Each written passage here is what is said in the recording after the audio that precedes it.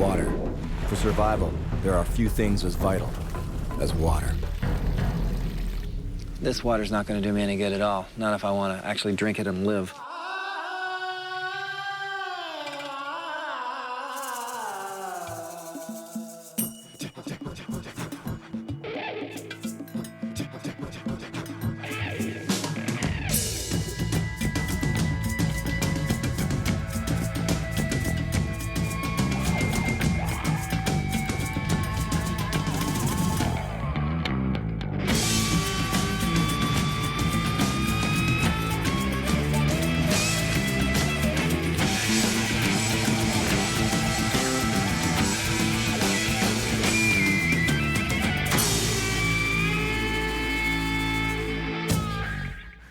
People worry to the point of panic when it comes to being without food in a survival situation. The real concern is water. You can go a long time without food. 3 days without water, and you're flirting with death. I've had to pick locations to survive in all around the world and in every type of terrain. And what are the questions I ask first? Is there a good survival challenge I can take on? What kind of shelters would I make? What kind of food would I find or catch? What are the temperatures and what's the weather like? But before all of that, I'll stop myself from getting further into it and ask myself the most vital question. I need this. What about water? Without water, survival is just not possible. There's nothing like hot water. Without water, nothing moves, nothing grows, nothing survives.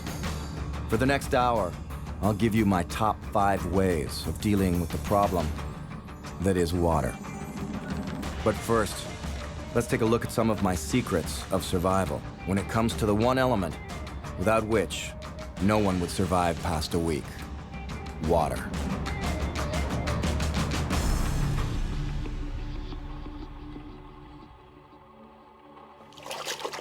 It's impossible to tell if water is safe to drink just by looking at it. So you're left with one simple, yet very complicated decision. Do you drink the water knowing you might make yourself horribly sick? Or do you not drink the water knowing you could die from dehydration? In Papua New Guinea, I had the challenge of drinking from 100 little streams without knowing what their origin was. But I've learned that the jungle waters are much fresher than most people think. Well, it tastes good enough, but there's no way of knowing whether or not it's filled with parasites. The reality is, I'm pretty confident that this stream is clean and clear. That's a surprising thing. I think most people think that all streams, bodies of water are just crawling with giardia and parasites, and they're not. The stream's probably just fine. I've been drinking from streams in the jungle so far, and there have been no problems, and then there were other times when I got sick, so hopefully this one won't make me sick. Hoping is not a good way to get through a survival ordeal. Sometimes you have to take note of the obvious signs of danger. That's pretty gross. Dead animals in the water, animal feces, and no doubt tons of animal urine all around it and in it, so this water's not going to do me any good at all, not if I want to actually drink it and live. This would be one of those times where I'd look at the water and say, you know what? I'm opting for dehydration at the moment because I don't want to drink out of here. Nasty and gnarly. Australia offered me some pretty disgusting water during my week stranded in the outback. So I incorporated one of the lesser-known secrets of survival: digging for water. I've still got another day to go here. I've got to find some better water because I'm pretty parched at the moment. When there's this much water around, and I can see that there is underground springs feeding it, then there's no reason not to dig for water.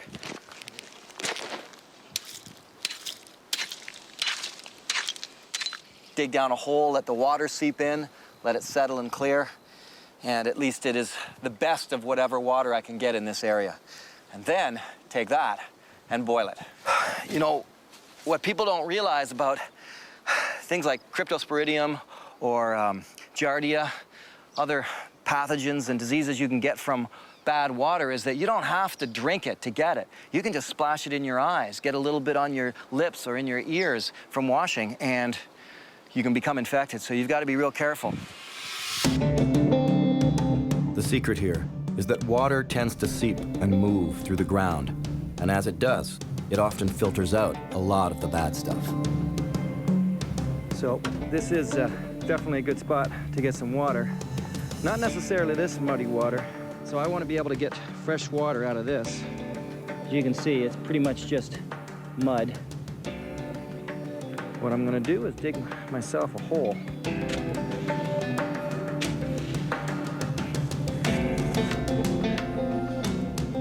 It's already starting to fill in with water. It's really as simple as that. If I had to, I could just simply drink this as it is. What I can do is, of course, use my bandana. Muddy water looks scary, but in the end, it's just dirt, and that's something our bodies can handle. Working.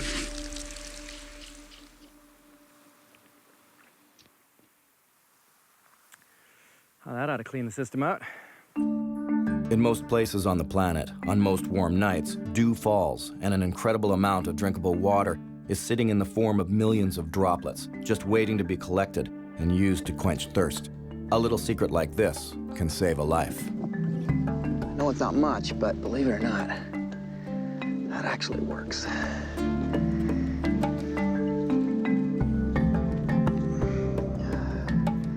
So there, just by wiping down the deck of the boat, and you gotta be careful because there's bird poop and stuff on the boat, but able to get some water. A little drink can go a long way. And water's gonna become really important pretty quick. A favorite argument amongst survival experts is whether or not to drink seawater. Some scientists have even performed experiments drinking only seawater, but their calculations on how to do that were extensive and complicated. The other thing I can do, I'm only able to do it a very, very small amount at a time. Take a mouthful of seawater.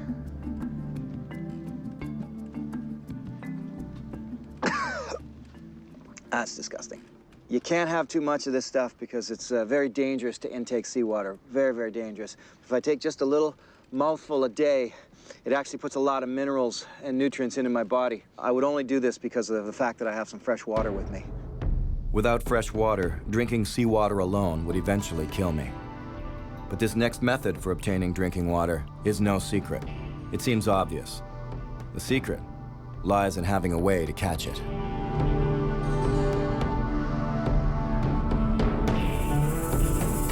This is a fantastic byproduct of getting rained on. Fresh, clean water. Oh, I'm gonna guzzle up as much of this as I can. Oh, yeah.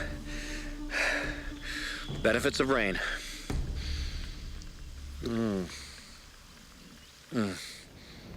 It's raining, and it feels great. I should see if I can find a way of capturing this water if it really starts to rain. Rain has to be caught from a large area, and for that, I need a sheet of some kind. I've got myself, hopefully, a bit of a rain catch. And that's the trick of it. You can't just stand around hoping to catch rain in your mouth like snowflakes.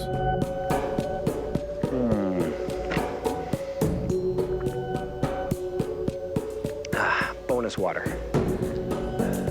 Thank you, clouds. I don't know if you can see it, but there's another big, big pool of water down there.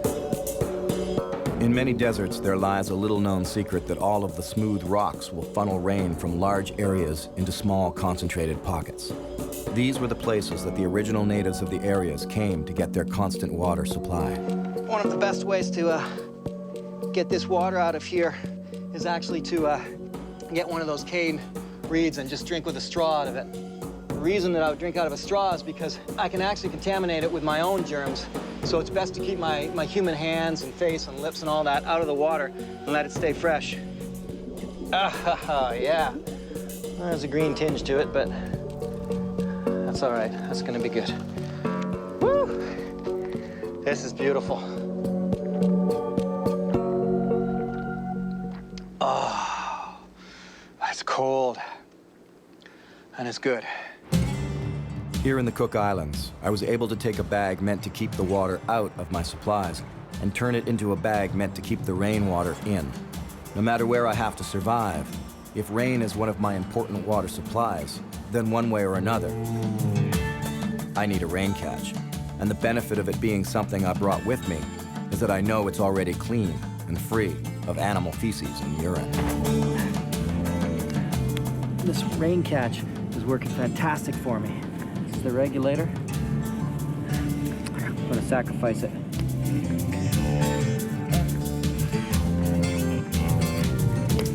Okay. Excellent.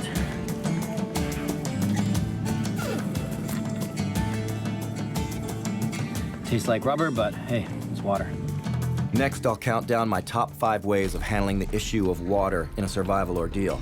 My list is based on years of becoming dehydrated or refreshed, of spending my days concerned with finding a drink or concentrating on other aspects of survival because fresh water was all around me. These are my secrets of survival.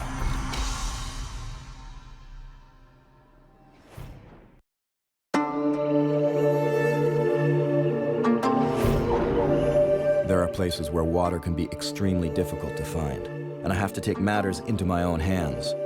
I have to extract tiny amounts of water out of whatever is around me, including my own body. It can be a daunting task. The number 5 way to get water for survival? Making it. How does someone actually make water? The most difficult way of all is extracting it from your own body. And this remains a controversial topic, thanks to the sensationalizing of it in the main media. Survival experts know it's folly to drink your own urine straight.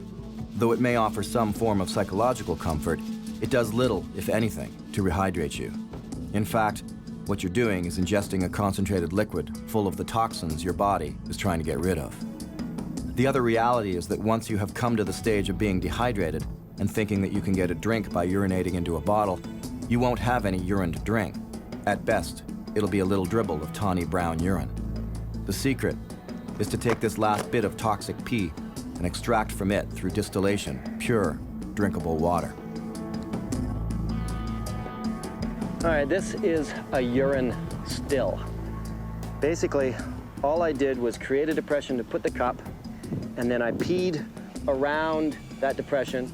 Then I put the cup in, covered over with this plastic, and as the urine evaporates, the distilled water will collect on the top of the plastic and drip down into the cup.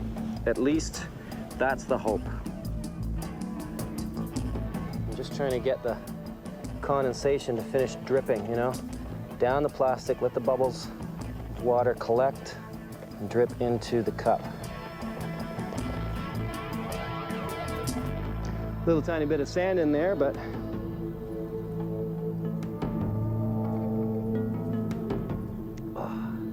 tastes like fresh, clean water to me. There is just a tiny bit of water that I've collected using this tree solar still.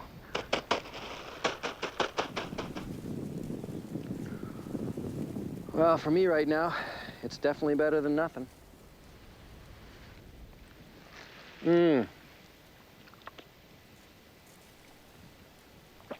Oh, just that tablespoon of water and an ant or two. And just to feel the moisture in my mouth, on my lips. That little bit, that helps.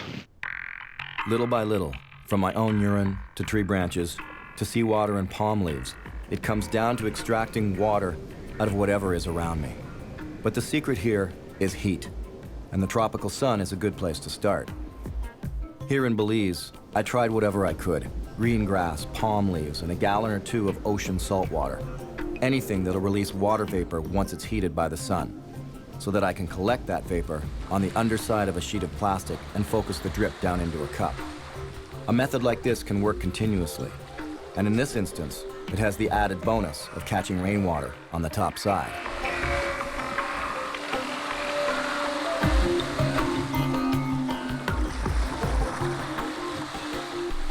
Smells fresh.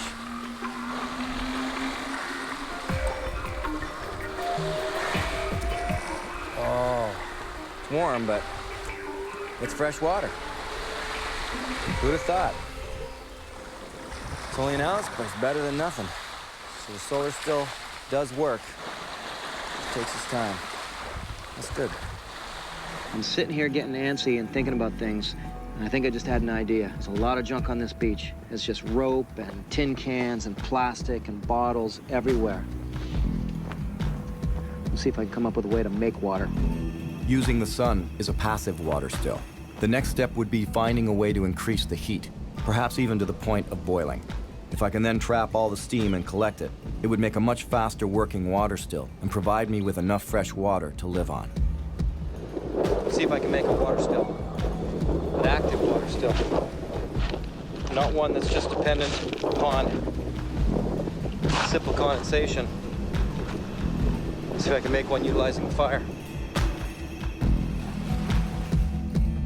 The secret, as it so often does, lies in what is around me.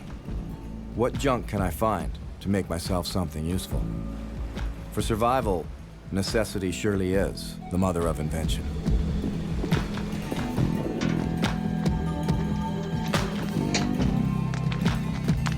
I'm gonna have to create a little bit of a trough so I can feed the fire without having to lift off a bucket.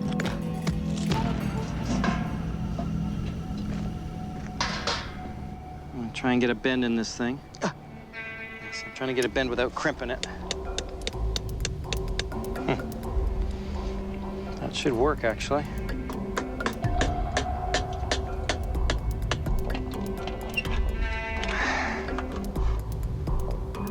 Trying to make the seal a little tighter by putting that material in there.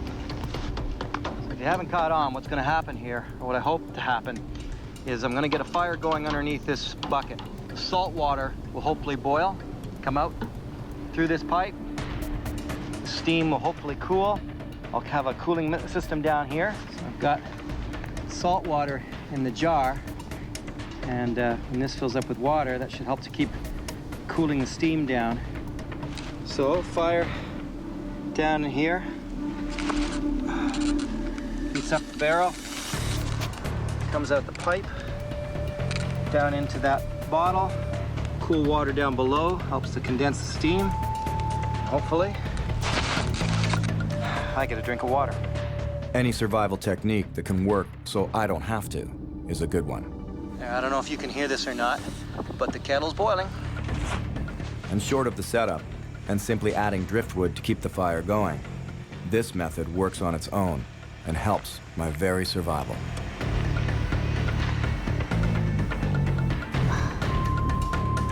Look at that.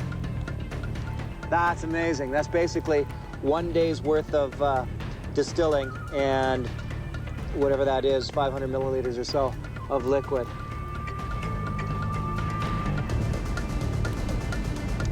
And no salt. Yes, indeed. That's amazing. I've always loved survival skills that keep working when you don't have to. Making my own water is always difficult. Wouldn't it be easier just to find existing water all around me? And that's my next secret to survival.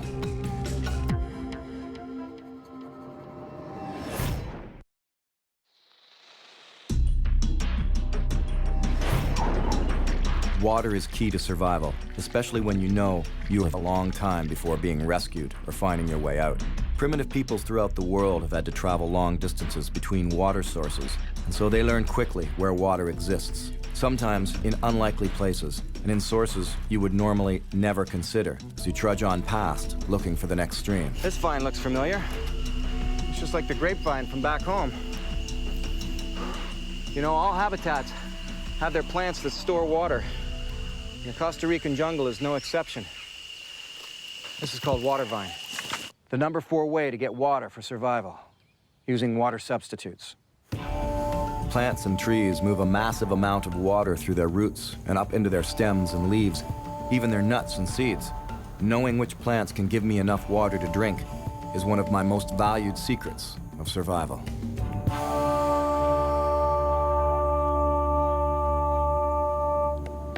So what I'm doing here is there's a stump. It's already in position. It's got some sharp, very sharp points on it. So maybe I can use this. Then leverage to get into this coconut. A safe way. So you just put it in once like that. You don't keep jamming in. Wiggle it in, and then start to just push down on the other side of the coconut here. In, wiggle, and push. This simple method of getting the thick husk off is the secret of getting a drink fast with the least amount of effort. Survivors, myself included, when first faced with a coconut husk, end up struggling needlessly without knowing this simple secret of tropical survival. All I have to do is pop in there.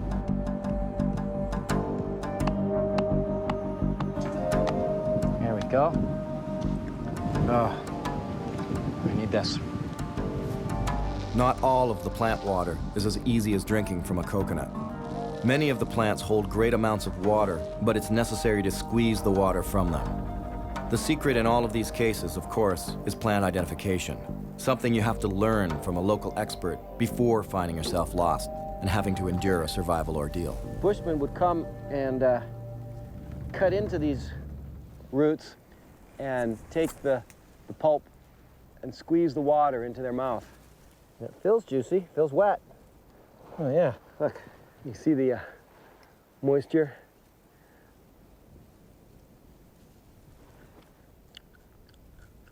Oh yeah, lots of juice.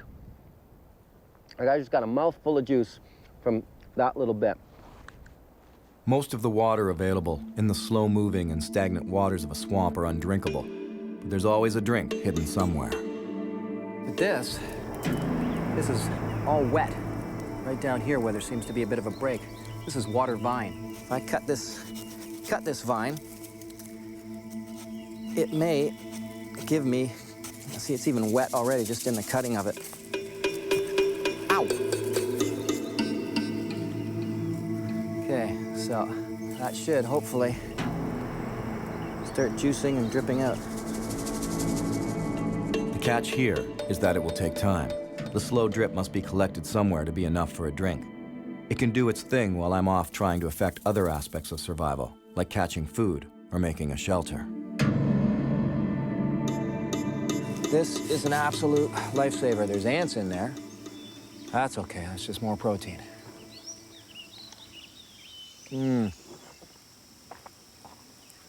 Oh.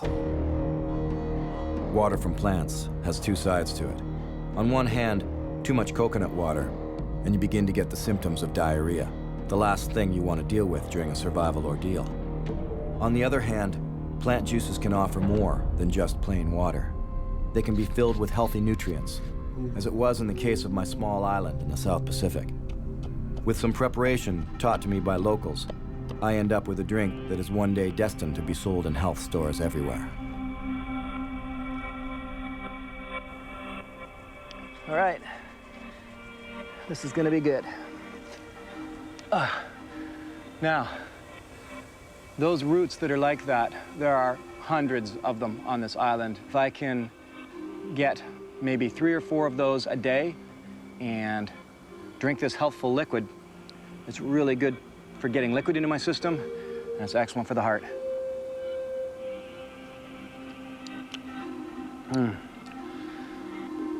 It even tastes good.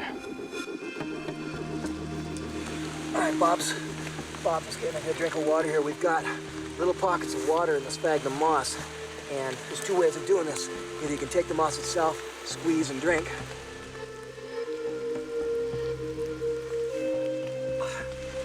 and get beautiful fresh water, or like Bob, just bend right down.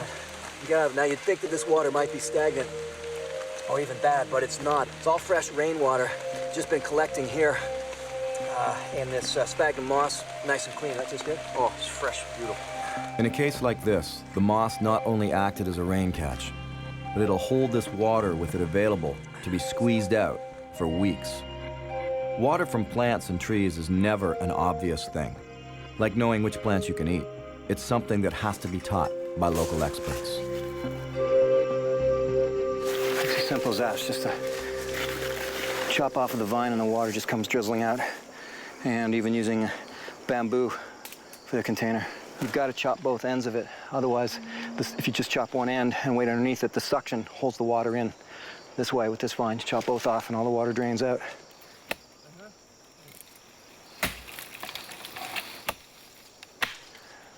Usually it's just the men that come out on the hunt, but this time out, women are with us because we're doing some gathering. There we go. Whoa. Got a lot of water in this one now. This water is just great just to drink, but it's very medicinal water. If you have conjunctivitis or fever, you can drink this water. Very helpful, very good for you. That's good. That's very good. And it's surprisingly, it's cold too. It's not cold here, temperature-wise, but the vine water's cold. It's beautiful.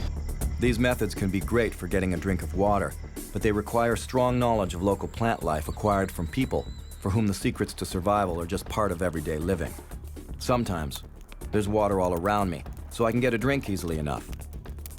But my number 3 choice on the list makes it all drinkable.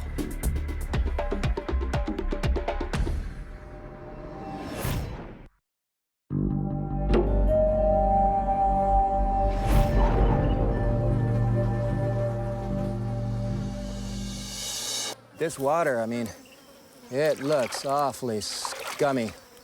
And who knows how many pathogens are lurking in here. I'm gonna see if I can find another way of getting water. Because the last thing I really want to do is drink this stuff. The number 3 way to get water for survival: boil it.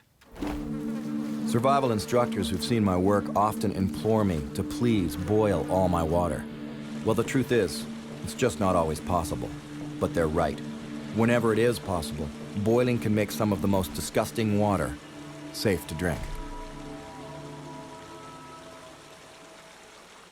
You know, until now, I've just been drinking water fresh from the river. And trust me, I've been paying for it. And then it occurred to me that I can do something else with this pop can. There we go. I now, thankfully, have something to boil water in. And this is a secret of survival. Always making sure you have something metal that you can use to boil water in.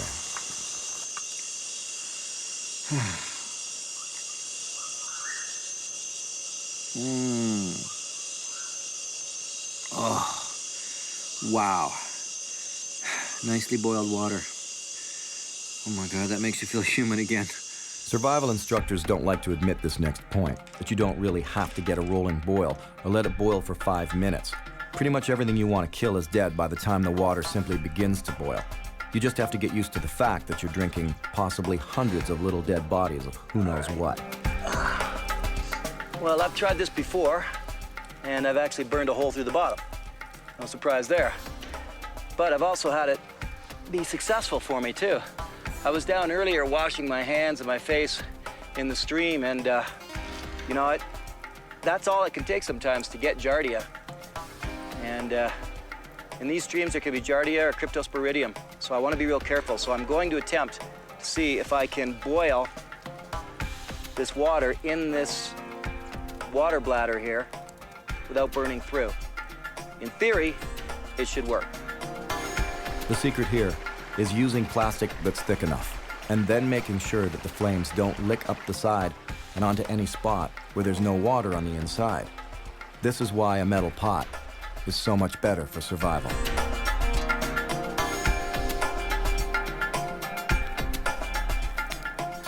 Well, this is not a good sign. Man, I tried. There's my leak. Well, that's too bad. I was just about to turn the cameras on because it was starting to rumble and boil. So I've got a small pinhole leak, but I have purified this water. Well, I'll drink this up. I can probably reuse this and get another boil on, as long as I keep the pinhole to the top. It looks like, obviously, if I'm gonna make this work, I can't let the flames get anywhere near the bag at all. With plastic, sometimes you can let the flames just lick the bottom. But this is pretty thin, so I think it's always got to be done by coals, and then I can bring the water to a boil in a bladder bag like this. And that way I can purify the water and keep the giardia out of my system. If there's water here, then here's where I'm gonna stay. I see this? Canes like this grow for a reason. They need more water than the cactus or a lot of these shrubs around here. I'm gonna check it out. All right, this is looking even better now. Well, actually, this looks pretty sludgy. It's not really water I'm gonna want to drink just the way it is, but it's promising. So if this is like this here, then I'm gonna go up into the canes, in the reeds, and just dig and see if I can get some better, fresher water there. If not, I've got this dripping source here. It's looking pretty slimy. I'm gonna wanna boil this water first. Let's go up into the canes themselves, see what I can find. The thing about water is this. It's usually not what you can see in the water, although dead animals are a good warning sign. It's mostly what you can't see. The tiny deadly pathogens and parasites that find their home in any kind of water or come within the bodies of little swimming insects. These are the creatures that once inside our own bodies can cause everything from diarrhea to fevers and flus to death. And this is why, if you're truly unsure and trying to secure good drinking water, is the best method for making sure that it's safe. Okay. It boiled.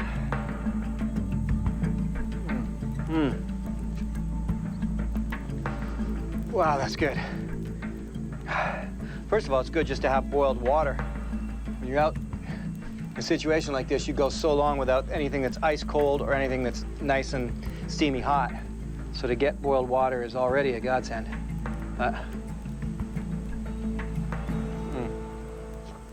Just to get water at all in a place like this is a big thing. Water will never cease from being a major concern when it comes to survival. And it's not just when it's hot. Dehydration can kill you no matter what the temperature is. My next method for obtaining water made number 2 on the list because it's one of my favorite sources of water.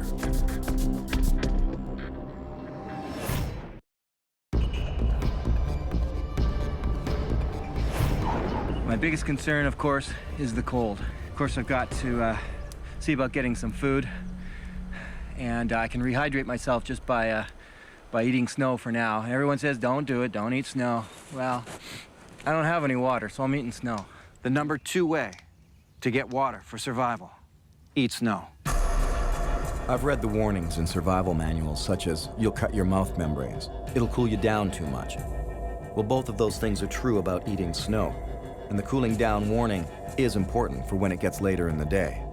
But neither of those will stop me from eating snow midday in a survival ordeal, because I know I need the hydration most importantly. Dehydration can offer you a fast road to hypothermia, and both are killers. I'll take the cuts on my tongue, so long as I stay alive. I've been eating snow for my water intake, because the only water around here is either frozen or salty, coming up through the cracks. Now, a lot of books warn, don't eat the snow. It damages the membranes, it cools you down. Well, you know what? It's very true. And if I was like just about to go sleep or crawl into an igloo, then yeah, I wouldn't eat snow to cool me down. But during the day, when I'm working this hard, eating the cold snow is helping to keep me from sweating. So, personally, I don't have a big problem with it. Just gonna come up here, there's some snow right down almost to the water's edge here. Gonna get some fresh water. That's interesting. Wow. Oh, that's good. Scrape down just a little bit and lots of good fresh snow here. Can't drink the ocean water, so that's a great way to get rehydrated. Now, it does follow that the better way to intake snow water is to heat it up. And although it's been suggested to warm it in the mouth before swallowing, I find that somewhat unrealistic on an ongoing basis. No, it's much better when it's possible to heat it up in a pot. Oh, man. There's nothing like hot water. I put a bunch of snow into this coffee tin. One of my secrets is to infuse water with medicinal plants to get vitamins as an aid to survival. Oh, yeah. That's well worth it. Got my water on to boil, and there's still some leftover caribou fat that had solidified and was on the insides of the pot. That's great. It's going to make it a bit of a broth for me. This time I'm going to add in some spruce. And as well, I'm going to throw in some willow. Willow is actually also good if you've got a headache, too. Many evergreen tree needles are a good source of vitamin C, and broth is still by far the best way to have a survival meal. Nothing is wasted, so I rarely will boil water without adding to it from the natural surroundings.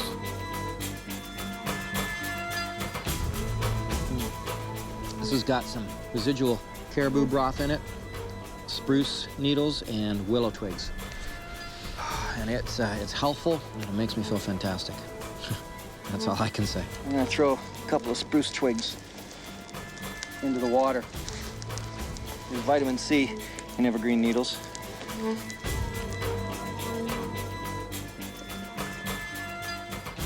Oh, that's good.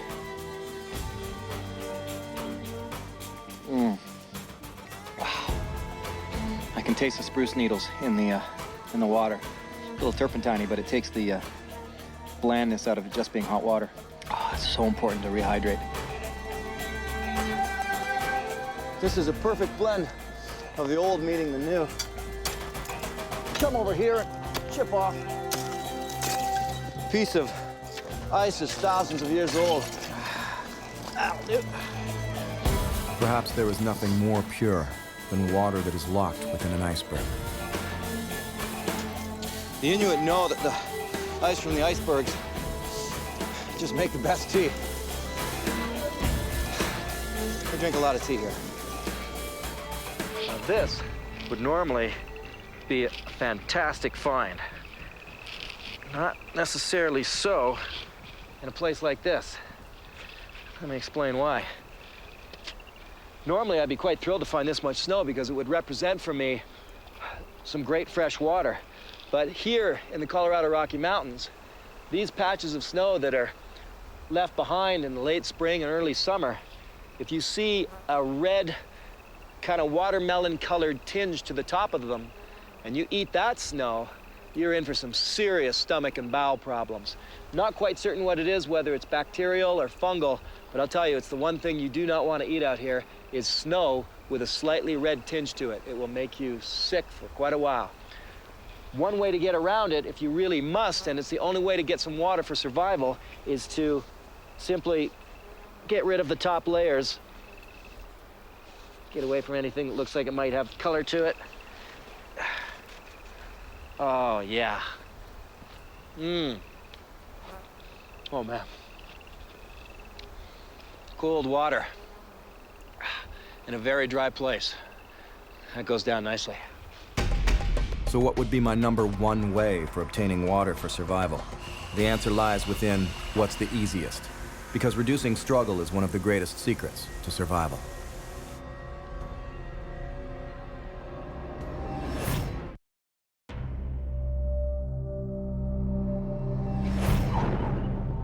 I don't want to have to work at surviving. I want to find natural shelters, harvest lots of easily picked wild edibles, follow along well-worn trails, because it's the struggle to survive that eventually beats us down. When it comes to water, I want it fresh, safe, and all around me.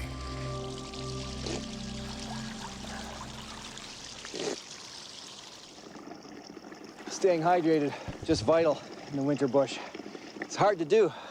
You don't think about drinking water because you're around all this snow. But dehydrated out here can lead to hypothermia.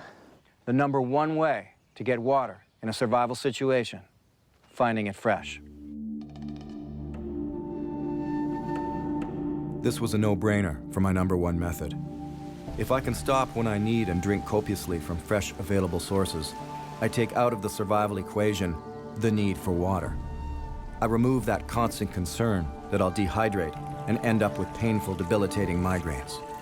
Surviving becomes much more possible, and I can concentrate on staying out of the elements, building shelters, starting a fire, or finding food. Survival actions that otherwise all take a back seat to finding water. I research well to know where I can find water, wherever I find myself having to survive. I know ahead of time what the odds are. and whether or not they're stacked against me. I'm still taking my chances drinking from a stream like this.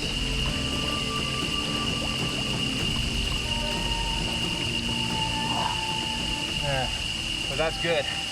The blastocysts and the amoebas and type of parasites that can happen in these waters can lay you up for months in the hospital. So I'm definitely taking my chances. But dehydration is a lot more immediate at the moment. Whew. Oh, and the water is wonderfully cold. Oh, yeah. Oh, that's much better. It brings life right back into you. Unlike a lot of places I've been, Giardia is not very prevalent in the Arctic. The water is all fresh and clean, coming straight from glaciers. I'm looking down there, and I think I can hear the sound of water, and I think I might have found myself a nice little gorge to get down into. I can see the type of vegetation. It's called the riparian zone, where I'm starting to see sycamore and been walking through all this mesquite, so there's been a change. I think I might have found my new home. I can hear the water, I can smell the water. It smells fresh and clean. The topography of a landscape can betray the existence of water. The secret is that certain trees or bushes that require enough water to live on can point the way to ponds and streams. The classic oasis in the desert is a real thing, and from far away, just noticing the depression in a landscape can give you a good idea where to go to find fresh water. This little paradise is about 5 miles and a few hills from my first camp.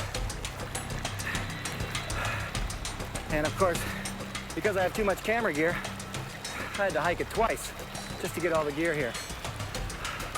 But I'll tell you, this little desert creek, man, this is a sight for sore eyes. This is like Shangri-La. It won't matter how fancy or well-built your shelter is if you don't have water. It won't matter that you've caught a dozen fish or found a field of edible wilds if you don't have water. And if your rescuers won't find you for over a week, then the chances of greeting them with a sigh of relief become small as the odds stack against you. Water is the elixir of life. It's the energy that flows throughout our planet. I keep a tradition, and it's this. Whenever I come to a new place, I seek out a stream to drink from directly. I get down on my hands and knees and take in the water with the intent of feeling connected to this place. I feel the life-giving energy of the water as it quenches my thirst, and I know that from that moment on, I'll always have a connection to the land.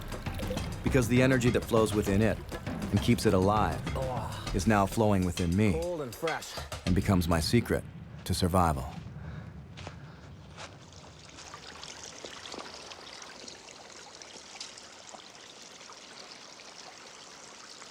Oh, that's good. There's a lot of fresh water around here. It's a good thing, too. Otherwise, I'd be reduced to probably having to drink my own pee. Yeah, right.